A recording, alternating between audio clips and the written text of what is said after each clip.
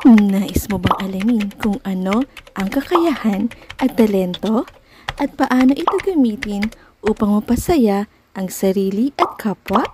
Panoorin ang video nito upang malaman mo. Keep on watching to learn something. This is your teacher She, and welcome back to my channel. Before you proceed, please don't forget to hit the subscribe button, okay? Magandang araw mga bata! Alam niyo ba, ang talento at kakayahang bigay ng dakilang lumikha ay dapat ipagpasalamat? Taglay ito ng bawat tao upang umunlad sa buhay, maabot ang kanilang mga pangarap at mithiin. Gayon din upang makatulong at mapasaya ang kapwa. Ito ay mga kahanga-hangang mga bagay na kinakailangang gamitin sa mabubuti at makabuluhang pamamaraan. Halina mga bata, ating tuklasin kung ano ang kakayahan at talento. Ang kakayahan at talento ay mahuhusay na pamamaraan upang mapaunlad ang iyong sarili at makapagbigay ng tuwa at tulong sa iyong kapwa. Ang bawat mag-aaral na katulad mo ay may natatanging kakayahan at talento.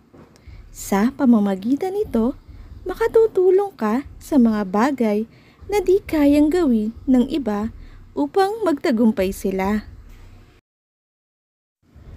Ang husay sa pagpinta, pagguhit, pag-awit, pagsayaw, pagtula ay ilan lamang sa mga maituturing na mga talento. Ang kagalingan sa iba't ibang asignatura ay maituturing din na natatanging kakayahan. Mga bata, narito ang mabuting dulot ng paggamit sa kakayahan at talento. Una, makapagbibigay ng tulong sa kapwa sa mga bagay na di nila kayang gawin at isakatuparan. Pangalawa, mapaliligaya ang sarili at kapwa sa pamamagitan ng pagbabahagi at pagpapaunlad sa sarili. At pangatlo, mapapahalagahan ang paglinang sa sariling talento at kakayahan upang magbigay ng saya sa sarili at kapwa. At ngayon mga bata, pagyamanin natin ang inyong natutuhan. Piliin ang titik ng tamang sagot sa mga sumusunod na katanungan. I-comment ang inyong sagot. Number 1. Mahusay ka sa pag-awit. Paano mo gagamitin ang talentong ito? A. Gagawa ng awiting may masasamang salita. B. Gagamitin ito upang papurihan ang dakilang lumikha. C. Kakantahin ang mga awiting may masamang kahulugan. D. Iiwasan ang pagsali sa mga patimpalak upang mailihim ang talento. Number 2. Mayroon kang natatanging kakayahan. Ano ang dapat mong gawin? A. Hindi ko sasabihin kahit kanino.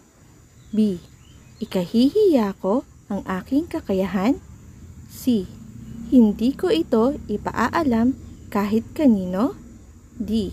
Ipakikita ko at pauunlarin ko ito upang mapasaya ang kapwa ko. Si Alma ay mahusay sumayaw. Nais itong makita ng kanyang mga kamag-aral. Ano ang dapat niyang gawin? A. Hindi siya sasayaw. B. Liliban siya sa klase. C. Aawit siya sa kanyang mga kamag-aral. D. Ipapakita niya ang kahusayan niya sa pagsayaw upang mapasaya ang mga kamag-aral. Number 4. Ano ang mararamdaman mo kapag ipinakikita mo ang iyong kakayahan sa iba? A. Maiinis. B. Magagalit. C. Magiging masaya para sa sarili at sa kapwa. D. Magiging malungkot. Number 5. Si Bella ay mahusay bumigkas ng tula. Anong mabubuting damdamin ang maaari niyang ihatid sa kanyang kapwa? A. Kalungkutan. B. Pamimintas. C. Pagmamaliit. D. Pagmamahal at kasiyahan. Maaaring i-post ang video upang ikaw ay makasagot.